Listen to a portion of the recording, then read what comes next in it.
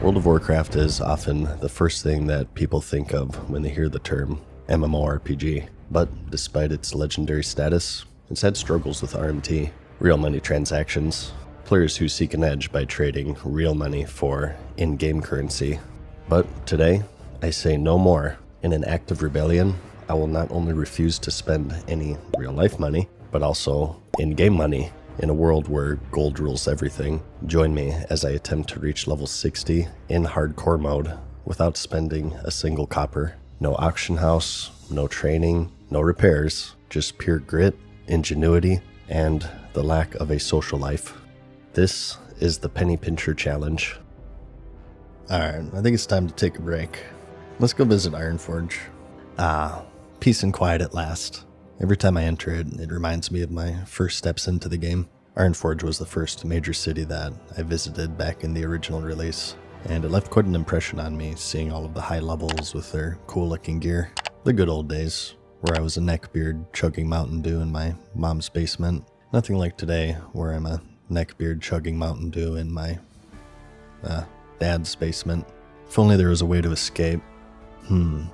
Maybe I could become a master coder with a premier backend web development learning platform, Boot.dev. Boot.dev is a platform for anyone looking to master backend web development, and it's designed to keep you engaged by taking cues from game design. You'll find courses that teach you backend web development using Python and Go, right from the basics to more advanced concepts. The lessons are designed such that you're not just passively learning, but you're actually coding, which is the best way to learn. And the reason why I keep working with them is that their mission is to make coding as engaging as possible by making it very RPG-like, which I think will resonate really well with a lot of you. It has levels to complete and achievements to unlock, and because it's also self-paced, you can learn at your own speed. If you get into trouble, they have both an AI to help as well as an active Discord community to guide you through whatever concept you're struggling with. And they also offer a 30-day no questions asked refund policy, as well as a free demo for every course. So if it interests you, you can also try it risk-free. Click the link in the description and use my code to get 25% off your first payment, which is 25% off either your first month or your first year, depending on which plan you choose. Okay, so we have that quick turn-in, which only purpose is to get you to visit the city. Well, we're a pubic hair away from 11 at this point. I know, let's go do the rat quest. Trivial quests like these are going to be pretty crucial. Did you know that at a certain point, you could use this whistle outside of the tram, and everyone would hear it? I remember I kept the quest all the way to level 60 on my rogue, and I would stand at the auction house and spam it to mildly annoy strangers on the internet. Completely unrelated, I'm sure. They later patched it to where you could only use it in the tram area. Yeah, I was a little shit back then. Now I'm just a big shit. But we do hit 11 in the process, and I put another point into my pet's health. And at some point, we will be going down south to do the human area, and now would be a decent time to go do that. But I still need to finish up Dunmoreau, and I want to do at least a little bit of Lochmodan. And the main reason for that is that there's this green one-hander axe that drops from the trogs there that I want, which is the lowest level green that's realistically obtainable for me. There's another one as a quest reward from Darkshore, but I don't think I'd survive the run there. Yeah, I know you can just go through the hills. I did a video about it like 5 years ago, but I just have zero confidence that I won't fall and break my finely toned, hairy, dwarven behind. By the way, and not to instill an existential crisis upon you or anything, but have you realized that classic mother effing World of Warcraft was released 5 years ago at this point? Yeah, it's now 1/3 as old as the original vanilla was at its release. That's pretty insane. Kind of crazy and depressing, and I don't know about you, but I already look back to it with a lot of warmth and nostalgia. It was the before times. Back when Blizzard was awesome. Back when Blizzard was moderately good. Legion was good, but overall I think it was received pretty well, especially considering that anybody who wanted to play it had to contend with people reposting the Wall of No over and over because BFA was such an awesome, fun expansion. Remember the insane queue times? Of course, I picked Fairlina, the streamer server, which had it the worst. I remember that to raid at like 6 p.m., I had to start the queue at 8 a.m. and pray that my AOL ass internet didn't crap out at any point. A lot of people criticized it because it didn't feel like the original 2004 release, because that was super smooth, right? But I remember going on record saying that no one that wasn't delusional expected it to be similar, because the game is of course all about the people playing it, and we've all changed. However, although it was a much different experience, it was still unique and interesting, and 15 years from then, people would look back to it with a different but still pretty warm glow, just like the original release in 2004. And I know that we're only 5 years in from that point, but I think I was right. I think that people look back to 2019 Classic very fondly in many different ways, and it just goes to show that although the game provides the environment for people to adventure in, it's the players who are the ones that make them memorable. And I'm sure 10 years from now, people will look back at Hardcore WoW with a similar sentiment and reminisce about how that one monotone douchebag made it to 60 without spending any money, by the way. Speaking of which, let's get back to that. Sorry for the aside. Next up on the list is Eastern Dunmoreau. We have that Trog Cave to tackle, where we need Bone Snappers and Skull Thumpers. Okay, so cave systems are always kind of scary. Just one more quest. Oh my god. I am once again playing during gamer hours, so things are pretty empty right now, which can be bad and good. Good because I have all of the spawns to myself, but also bad because I have all of the spawns to myself. With my pet though, I don't really anticipate things to be too difficult. Oh dude, sick. Never mind. Okay, so now I just need Bone Snappers. These can only be found within the cave, but shouldn't be too bad as long as I'm careful. Shit. Okay, let's split damage. Stoneform. Okay. Alright, that wasn't bad. It's kind of a tricky thing to do right now, is just pulling.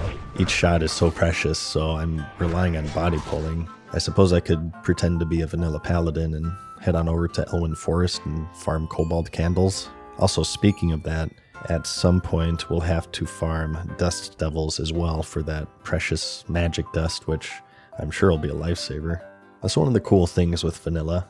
Random level 15 items that are used by endgame top tier content. But we finish up the Trog Cave without much incident, aside from almost accidentally repairing on habit. That's gonna be an issue. I think I'll just have to try to never interact with repair vendors, just in case. But we head on over Eastmore to deliver the Shimmer Stout, and we also do that Mange Claw quest that gives us our first green weapons, but unfortunately neither of them are one-handed axes. So, Lac Modan.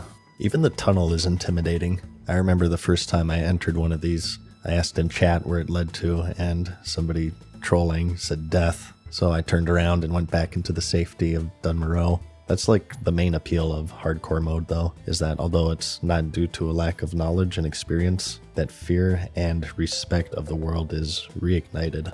So I don't want to do every quest in this zone.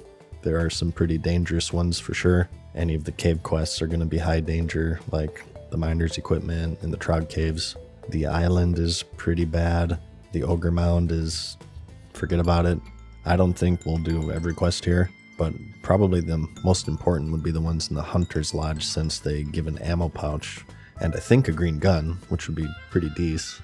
The first thing I do is hunt some wildlife for the animal parts quest. We need boar intestines, bear meat, spider ichor. I also say farewell to my trusty wolf and find Craig roaming in the wilderness. Looks like he changed his fur color. I have bite rank 2 ready to train at this point, but I'm just lacking in the loyalty points, which will just come from killing, so we get some hot boar on boar action going. He takes the front while I take it from behind. Wait, that sounded... I didn't mean to say I take it from behind. I meant to say I'm taking him from behind. I go ahead and set my hearth. Shit! I just sold my intestines by accident, and I can't buy him back because that's technically spending money. Oh, why do I hate myself so much? I also go ahead and pick up the Trog quests where you need to kill 20 of them. There's another one to collect their teeth, which gives me an opportunity to talk about a random lore moment. You see this window right here? Only dwarves and gnomes can squeeze through it, giving us a shortcut out. And while this is just a convenience, at one point in the game, this actually locked players out of content. In the beta, the hitbox for Tauren females was the largest in the entire game, and they couldn't fit in the Booty Bay Inn to access any of the quests because they were too large to fit through the doors. So Blizzard had to reduce their size to fix it. But back to the quest. This is where the lack of ranged is really starting to become an issue. Most of them are grouped up together in their little camps, with the only stragglers mainly being the scouts. So I have to be really choosy with what I aggro. Also making sure to watch out for any wildlife that might ambush me. But I do get a loyalty level, and I'm able to train Bite finally, which really helps. And it's going pretty good. Wait. What the fuck? Oh my god, where did you come from? Get him, buddy.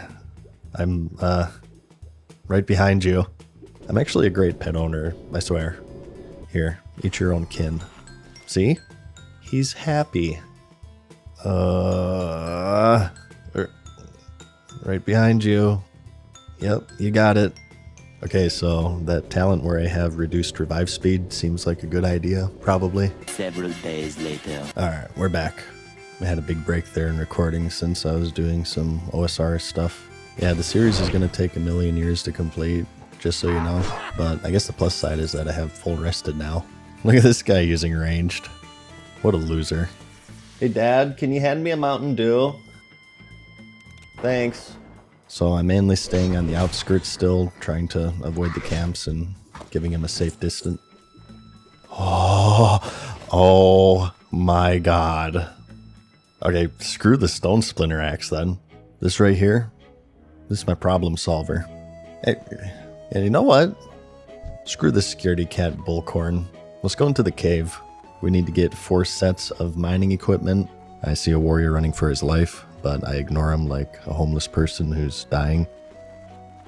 For my autograph, because I'm a niche internet micro-celebrity with main character syndrome, I sneak in and take the equipment he just cleared mobs from, because I'm a niche internet micro-celebrity with main character syndrome.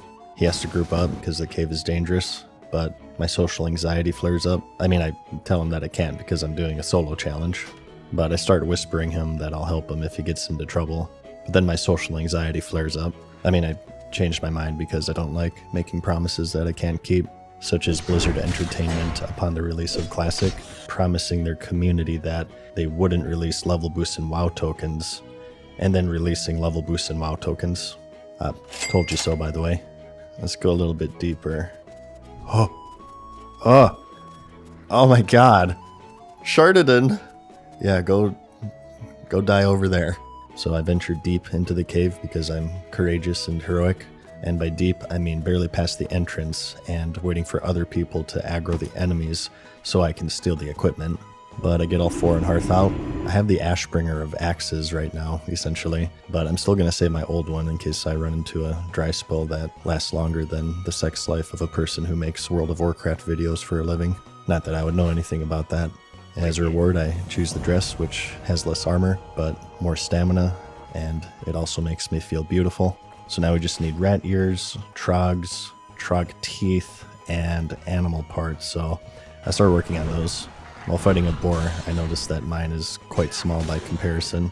Something that you may not know is that as your pet levels, it also increases in size. I think it's like 1%, so it's so gradual that most people don't even notice it.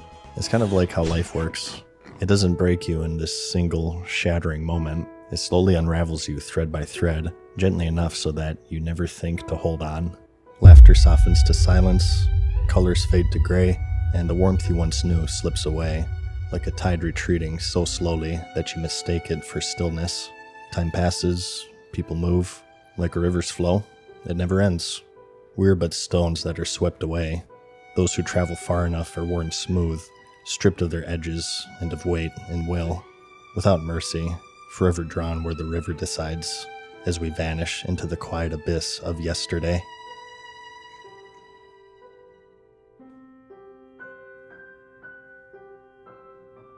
So some guy sees the Chad melee spec hunter, and he hooks it up with might. Wait, where'd you go? I must reciprocate with smooches. Your cheeks cannot escape my lips. Okay, well, I'll smooch you instead. Oh, thank you. Do random player buffs count as help, by the way? I feel like that's okay. especially since there'll be moments where I'm not paying attention or someone will buff me while I'm fighting. So I'm just going to chalk that one down to not in my control. So I hit level 13, which brings us to 4 of 5 endurance training. But uh-oh, my bracers are going. Luckily they're only white, but still, I'm kind of nervous if this is going to become a problem or not. Oh no, D's nuts. Well, let's honor his sacrifice properly. This axe is amazing, by the way. Ever since I got it, I've just been tearing through these mobs like they're butter. It's kind of dangerous though, because you kind of get into that autopilot mode, and that's where things can go really wrong in hardcore. But it's actually kind of too easy. Boring, in fact. You know, I just wish that they would add a way to pay real life money for levels, so that way... Oh, there we go. New bracers. And we hit our first gold earned. So I knock out the ears, both trog quests, and the animal parts, and even getting another pair of bracers in the process. So that's the initial salvo done. So I think at this point, I want to start with the human area before it gets too low level. I think I'll return here, at least for the Hunter's Lodge quests, because I want that ammo pouch and the gun. But for now, I think I could go for a change of scenery, which means that I have to walk all the mother effing way down south. Okay, so here's something really weird. Remember we just got done with those quarry quests? Well, actually that was like a month ago in real time since I was busy with OSRS. But now when I check my map, it says that I have the one for Bone Snappers available. Okay, well, that's just a bug with the add-on, right? But no. Surprisingly enough, I went to check it out, and there it is. I'm not going crazy, am I? Maybe Blizzard adding the WoW token has melted my brain more than I realized. Hang on a second. Yeah, see? I even looked back at my footage, so I've somehow gotten the same quest twice. Was this like a daily or something? In my 20 years of playing this game, I've never seen this before. Not even the Skull Thumper one is there, it's just the Bone Snapper. What the F? You know, it's gonna be a real shame when I hit level 40 and I can't buy a stupid mount, even though I have all of the gold for it. Maybe I should have made a Paladin. They get their mount for free, right? But we go all the way to Ironforge and the tram, and then the glorious Stormwind City.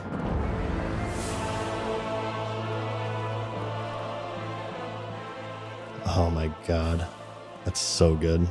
I contend to this day, the Alliance cities are far superior to the Horde simply based on the music alone. In fact, my favorite areas in the entire game are the human zones. Elwyn, followed by Westfall, followed by Red Ridge, and followed by Duskwood is like the greatest leveling route in all of gaming ever. Funny enough, there's actually a reason for that. Back when they were first making the game, these were the first zones that they were working on, so they put a lot of effort and time into them, and then they realized, oh shit, we have to make like 40 more in a couple of months. So they basically speedran the rest, and that's why Ishara seems like a half-finished zone. It's because it is. So if you've ever noticed that the human areas have more quests and they seem more detailed in general, you're not going crazy, that's why. Imagine if every zone had quests and chains that are of the same caliber as the Defias Messenger or the Legend of Stalvin. There's Stonehearth. For those who don't know, this used to be Field Marshal Afrasiabi, who is a reference to Alex Afrasiabi, who is at the center of the big sexual misconduct lawsuit. They changed him to Stonehearth to show how much they respect women, as well as changing pictures of women into fruit or censoring fart jokes. I like to fart in the tub. So shoutouts to modern game design. Actually, Hogger's right nearby. You know what? Why not? Time for a casual reminder that you're watching the king of classic World of Warcraft.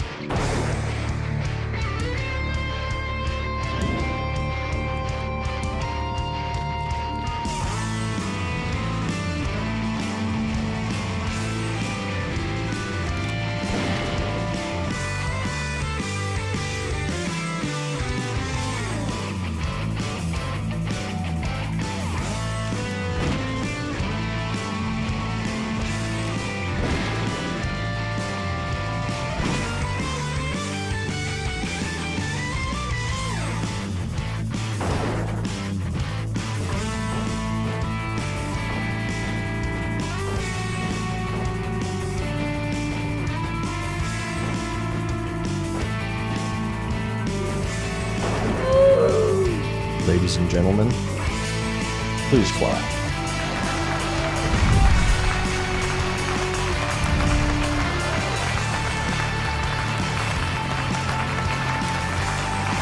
Farewell for now. Hope you enjoyed. See you again soon.